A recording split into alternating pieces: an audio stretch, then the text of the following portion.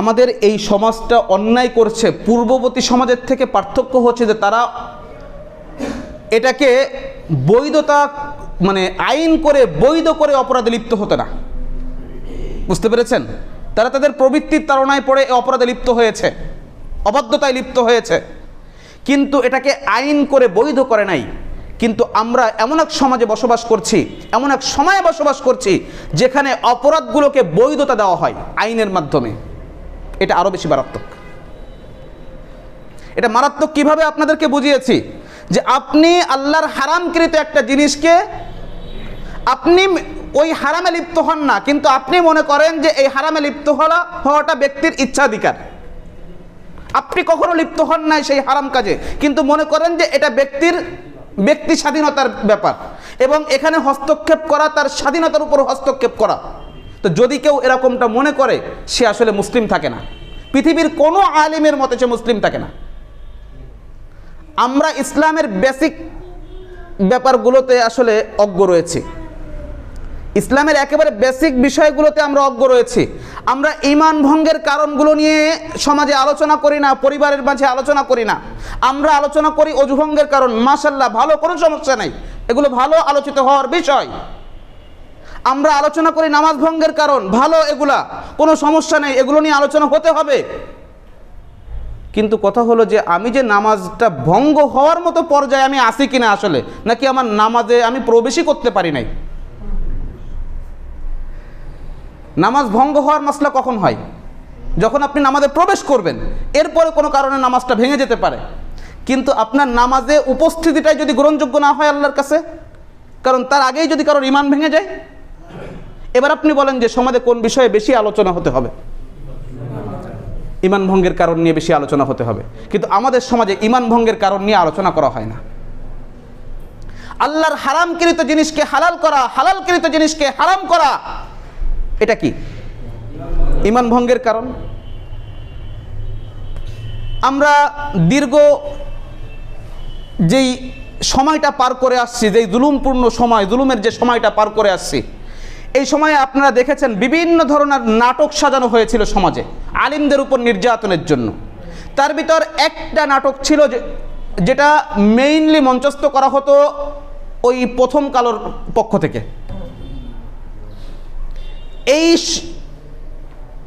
এই ভূখণ্ডের এক অন্ধকার গলির নাম হচ্ছে প্রথম কালো, এই প্রথম আলো। সবচেয়ে অন্ধকারপূর্ণ এক গলি হচ্ছে এই প্রথম আলো। হিন্দুত্ববাদের হাতিয়ার হচ্ছে এই প্রথম আলো। যতক্ষণ পর্যন্ত এই ভূমিতে এই প্রথম আলো এবং তার সহযোগীগণদেরকে আপনি পরাজিত করতে না পারবেন, পরাস্ত করতে না পারবেন, অতক্ষণ পর্যন্ত ওই সাবেক ফ্যাসিবাদের পুনর্বাসনকে আপনি ঠেকাতে পারবেন না। আপনি ঠেকাতে পারবেন না, কারণ এরাই ওই সেই ৭৫-এর পরে আবার আবারও কি করেছিল? এই ফ্যাসিবাদকে পুনর্বাসন করেছিল। ওই সুশীলরা যারা এখনো পর্যন্ত সেই সুশীলগিরি করে যাচ্ছে, যারা এখনো পর্যন্ত তাদের শাস্তির বিষয়গুলো যখন আলোচনায় আসতেছে তখন তারা পিস্টান দিচ্ছে। একটা দলের রাজনৈতিক এই অধিকার নিষিদ্ধ হওয়ার জন্য আর কত অপকর্ম করা লাগবে আমাকে বলেন তো? আর কত অপকর্ম করা লাগবে? আর কত মায়ের বুক খালি করলে ওদের রাজনীতি নিষিদ্ধ করা হবে বলেন তো? কিন্তু একটা শ্রেণী উঠে পড়ে লেগেছে এই জুলুমকে আবারও, সেই জালেমদেরকে আবারও এই ভূখণ্ডে জায়গা করে দেওয়ার। আপনারা জানেন তারা কারা? আপনারা জানেন তারা কারা? ভালো করেই জানেন, আমার থেকেও ভালো করে আপনারা জানেন। আমি তাদেরকে বলবো, এই জাতি আপনাদেরকে ক্ষমা করবে না, এই জাতি আপনাদেরকে ক্ষমা করবে না। ভালো করে মাথায় রাখবেন, এই জাতি আপনাদেরকে ক্ষমা করবে না। কারণ হচ্ছে যে যেই সময়টা পার করে আসছে, বিশেষ করে উলামা ইকরাম যেই জুলুমের সময় পার করে আসছে, যেখানে বিভিন্ন জঙ্গি নাটক সাজিয়ে আলেমদেরকে জেলখানার ভিতর ঢুকানো হয়েছিল, জিহাদের আওয়াজকে জঙ্গিবাদী আওয়াজ হিসেবে উল্লেখ করা হয়েছিল, যদি কোনো মুসলিম জিহাদের কথা বললে, আমি স্পষ্টভাবে বলছি, একটা বিষয় শুনে রাখেন, যদি কোনো মুসলিম জিহাদের কথা শুনলে বা জিহাদের আওয়াজকে, জিহাদের বইকে, কোরআনের থেকে জিহাদের আলোচনা, সুন্নাহর আলোকে জিহাদের আলোচনাকে যদি কোনো মুসলিম উগ্রবাদিতা সরাসরি বলুক, ইঙ্গিতপূর্ণভাবে বলুক, বা এটাকে কঠোরপন্থা বলুক বা উগ্রবাদ বলুক, এ জাতীয় কোনো শব্দ যদি এই জিহাদের বিধানকে একটু ছোট করার জন্য হলেও বলে, তো সেই ব্যক্তি যেই হোক না কেন, যত বড় আলিম হোক না কেন, সে এই কথার মাধ্যমে এবং এই ইঙ্গিতপূর্ণ বাক্য উচ্চারণের মাধ্যমে ইসলামের গণ্ডি থেকে বের হয়ে যাবে। স্পষ্ট কথা, জিহাদ আল্লাহর ফরজকৃত বিধান। যদি কেউ বলে এটা উগ্রবাদিতা, ইঙ্গিতপূর্ণভাবে এর দিকে ইঙ্গিত করে, যদি কেউ বলে যে আমরা ক্ষমতায় যাওয়ার পরে ধীরে ধীরে শরিয়া প্রতিষ্ঠা করব, ধীরে ধীরে শরিয়া প্রতিষ্ঠা করার বিষয় সম্পূর্ণ আলাদা। ধীরে ধীরে শরিয়া প্রতিষ্ঠা করার মতো বিষয় কি, যে আপনি কিছুদিন আল্লাহর নাজিলকৃত বিধান ছাড়া ভিন্ন আইন দিয়ে রাষ্ট্র পরিচালনা করবেন, আপনাকে গোটা মুসলিম উম্মাহ কাফের ফতোয়া দিবে। আপনি একদিনও যদি আল্লাহর আইন ছাড়া ক্ষমতা পাওয়ার পরে একদিনও যদি আপনি আল্লাহর আইন ছাড়া, আল্লাহর নাজিলকৃত বিধান ছাড়া ভিন্ন কোনো আইন দিয়ে, ভিন্ন কোনো বিধান দিয়ে রাষ্ট্র পরিচালনা করেন, একটা ফয়সালাও যদি দেন, তাহলে আপনাকে কাফের ফতোয়া দেওয়া হবে। যখন আপনি ক্ষমতা পেয়েছেন, আপনি ক্ষমতা পান নাই, আপনি বাধ্য হয়ে গেছেন, বাধ্য হয়ে করেছেন, সেটা ভিন্ন মাসআলা। কিন্তু যখন আপনার ক্ষমতা রয়েছে, আপনি ক্ষমতা গ্রহণ করেছেন, তারপরে একটা আইনও যদি আপনি পাশ করেন, তো ধীরে ধীরে শরিয়া প্রতিষ্ঠার অর্থ কি, এটা আমাদের বোঝাতে হবে। দ্বিতীয় নম্বর কথা, যখন বলা হচ্ছে ধীরে ধীরে শরিয়া আইন, আমরা শরিয়া আইনের দিকে যাব, আমরা ক্ষমতা গ্রহণের পরে ধীরে ধীরে শরিয়া আইনের দিকে যাব, আমরা এরপরেও কঠোর পন্থা এবং উগ্রবাদী পন্থা অবলম্বন করব না, আপনি কার দিকে ইঙ্গিত করেছেন? কার দিকে ইঙ্গিত করেছেন? আল্লাহ রসুলের দিকে? আপনি আল্লাহর রসুলের দিকে ইঙ্গিত করেছেন। আল্লাহ নবী সাল্লাল্লাহু আলাইহি ওয়াসাল্লাম মদিনা হিজরতের পরে, মদিনায় হিজরত করে যাওয়ার পরে 9 বছরে তিনি 27টা যুদ্ধের কমান্ডার ইন চিফের দায়িত্ব পালন করেছেন। এইগুলোকে আপনি কি হিসাবে ব্যাখ্যা করবেন? আন্দোলন? আপনি কুরআন এবং সুন্নাহর অপব্যাখ্যাকারী। আপনি যদি শুধু আন্দোলন বলেন এটার জন্য, না, এটা আন্দোলন নয়, এটা জিহাদ, যার প্রত্যেকটা ফিকহের কিতাবে বলা হয়েছে কিতাল মাআল কুফফার। জিহাদ হলো সেটা, প্রত্যেকটা হানাফি ফিক দেখেন, শাফি ফিক দেখেন, মালিকি ফিক দেখেন, হাম্বলি ফিক দেখেন, এছাড়াও যারা মাযহাব, নির্দিষ্ট মাযহাব মানেন না, আরবের সমস্ত আলিমদেরকে দেখেন। আরবের আলিমদের সাথে আমাদের দেশের আলিমদের ভিতর পার্থক্য এখানে, আরবের আলিমরা কোরআনের অপব্যাখ্যা করেন না, যা আছে এটা বলে দেন, এরপরে নিজেদের অক্ষমতা প্রকাশ করেন। আর আমাদের দেশের আলিমরা অপব্যাখ্যা করে এবং অপব্যাখ্যার মাধ্যমে নিজেদের ঈমানকে সংকীর্ণতার দিকে ঠেলে দেয় এবং কখনো কখনো নিজের ঈমানকে কুফরের দিকে ঠেলে দেয়। খুব ভালো করে বোঝেন এটা। আপনি কি বুঝিয়েছেন এটা ক্লিয়ার করেন। আপনি কি বোঝাতে চেয়েছেন এটা দ্বারা? যে আপনি উগ্রবাদিতার দিকে যাবেন না, আপনি কঠোর পন্থার দিকে যাবেন না। অনেকেই বলে থাকে যে ইসলাম তরবারির যুগে প্রসারিত হয় নাই, ইসলাম আখলাকের জোরে প্রসারিত হয়েছে এবং আখলাকের জোরে প্রতিষ্ঠিত হয়েছে।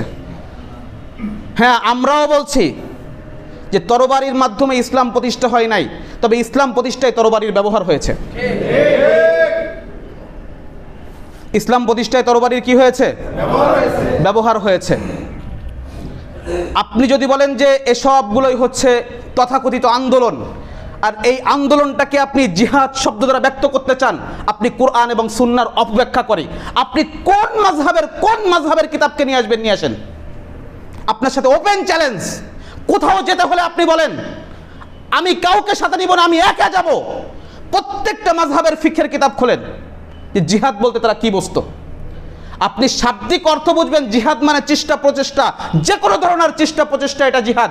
তাহলে আমি বলবো যে আমি এখানে নর্তকী দিয়ে ডান্স করাবো, বলবো আজকে ঈশার সালাত হয়ে গেছে। কারণ সালাতের একটা শাব্দিক অর্থ হচ্ছে তাহাররুকুর সুল ভাই, এই কোমর দুলানো, তো আমি এটা বলে দেব যে আজকে এখানে নর্তকীরা ড্যান্স দিবে এবং এটাই হচ্ছে ঈশার সালাত, আপনি মেনে নেবেন? কারণ সালাতের একটা শাব্দিক অর্থ হচ্ছে কোমর দুলানো। তো ওরা তো কোমর দুলানোর আর্ট জানে, তো আরো বেশি ভালো সালাত আদায় করলো তারা। আপনি মেনে নেবেন এটা? তো এটা যদি শাব্দিক অর্থ মেনে না নেন, প্রত্যেকটা ইবাদতের শাব্দিক অর্থ মূল উদ্দেশ্য হয়ে থাকে না, উদ্দেশ্য হয়ে থাকে কোনটা? উদ্দেশ্য হয়ে থাকে পারিভাষিক অর্থ। তো মূল উদ্দেশ্য হয়ে থাকে পারিভাষিক অর্থ। আপনি কি উদ্দেশ্য নিচ্ছেন? কোন পরিভাষায়, কোন ইমাম পরিভাষায় এটা বলেছেন যে যে কোনো ধরনের চেষ্টা প্রচেষ্টা হচ্ছে জিহাদ?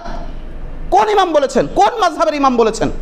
কোন ফকিহ বলেছেন? আপনার কাছে জানতে চাই আমি। আল্লাহর ওয়াস্তে, আল্লাহর ওয়াস্তে, আপনি আমি জিহাদ করতে পারছি না। আল্লাহ রসুল সাল্লাল্লাহু আলাইহি ওয়াসাল্লামে যেভাবে শত্রুর মোকাবেলা করেছেন আমরা করতে পারছি না, এটা আমাদের অক্ষমতা। কিন্তু কুরআনের সুন্নাহর অপব্যাখ্যা করবেন না। ঈমান থাকবে অন্তত। একটা অপরাধে লিপ্ত হবেন, সেটা হলো যে আপনি আল্লাহর ইবাদতে লিপ্ত হতে পারছেন না, কিন্তু যখন আপনি সেই ইবাদতটাকে অপব্যাখ্যা করবেন তখন অপরাধ একটা হবে না, অপরাধ দুইটা হবে। একটা হচ্ছে আল্লাহর দ্বীনের বিকৃতি এবং সেই সাথে সাথে আল্লাহর ইবাদতে লিপ্ত না হওয়া, আল্লাহর অবাধ্যতায় লিপ্ত হওয়া। এবং কখনো কখনো এর কারণে ব্যক্তির ঈমান চলে যাওয়ার আশঙ্কা তৈরি হবে। তো আমি বলছিলাম যে অন্যান্য জাতির অপরাধ আর আমাদের অপরাধগুলো আসলে সমান পর্যায়ের না। অন্যান্য জাতি যখন অপরাধে লিপ্ত হয়েছে, তারা গুনাহের প্রতি তাদের আগ্রহের জায়গা থেকে, আল্লাহর অবাধ্যতার প্রতি আগ্রহের জায়গা থেকে তারা করেছে। আর এই উম্মত কুরআন এবং সুন্নাহ ব্যাখ্যা বিশ্লেষণ করে যদি কোনোটা নিজেদের পক্ষে চলে যায়, কিছু বিষয় আছে নিজেদের পক্ষে চলে যাবে। কারণ কি? আল্লাহ তাআলা বলেছেন ইদিল্লু বিহি কাসীর ওয়া ইয়াহদি বিহি কাসীর। আমি এই কোরআন দ্বারা যাদেরকে গুমরাহ করি এদের সংখ্যা অনেক, আবার যাদেরকে হিদায়াত দিই তাদের সংখ্যাও অনেক। এখানে কাসীর শব্দ ব্যবহার করা হয়েছে উভয় জায়গায়। যাদেরকে কোরআন দ্বারা হিদায়াত দেওয়া হয় ওদের ব্যাপারে আল্লাহ বলেছেন কাসীর, অনেক, আর যাদেরকে কোরআন দ্বারা গুমরাহ করা হয় ওদের ব্যাপারেও বলেছেন কাসীর। সুতরাং শয়তান কি করে দেয়? দলিল জোগাড় করে দেয়। আপনি যদি কোরআন দ্বারা বিপদে যেতে চান তো এই পথে যাওয়ার মতো দলিল শয়তান জোগাড় করে দিবে আপনাকে। আপনি কোরআন ব্যবহার করেই ওই যে নামধারী আহলে কোরআন নামক হাদিস অস্বীকারীরা যারা বলে যে আমরা কোরআন ছাড়া কিছুই মানি না, এই কাফের সম্প্রদায়। তো এই কাফের সম্প্রদায় ওরা গুমরাহ হচ্ছে কি দ্বারা? কোরআন ব্যবহার করেই গুমরাহ হচ্ছে। আল্লাহ বলছেন ইদিল্লু বিহি কাসীর, শয়তান জোগাড় করে দেবে। তো আল্লাহ তাআলা আমাদেরকে এই জাতীয় অপকর্ম থেকে হেফাজত করেন। আমি ইবাদত করতে না পারি, আমার কিছু অক্ষমতা রয়েছে, আমার কিছু ওজর থাকতে পারে, আল্লাহর কাছে গ্রহণযোগ্য ওজর থাকতে পারে, গ্রহণযোগ্য নাও হতে পারে। আমি একটা অপরাধে লিপ্ত হলাম, অন্তত আমি মানুষের সামনে দিন বিকৃতির, আল্লাহর শরিয়া বিকৃতভাবে মানুষের কাছে উপস্থাপনের এই গুনাহে গুনাহগার হতে চাই না। আল্লাহ তাআলা এই গুনাহ থেকে আমাদেরকে হেফাজত করেন। আল্লাহ তাআলা আমাদেরকে দ্বীনটাকে সেভাবে বোঝার তৌফিক দান করেন যেভাবে আল্লাহর নবী সাহাবাদেরকে বুঝিয়েছিলেন এবং সাহাবা ইকরাম তার পরবর্তী প্রজন্মদেরকে বুঝিয়েছেন। আল্লাহ তাআলা আমাদেরকে সেই সালাফে সালেহিনদের বুঝকে, দ্বীনের ব্যাপারে তাদের যে বুঝ ছিল সেই বুঝকে ধরে রেখে সেই আলোকে দ্বীন বুঝার তৌফিক আল্লাহ আমাদেরকে দান করেন।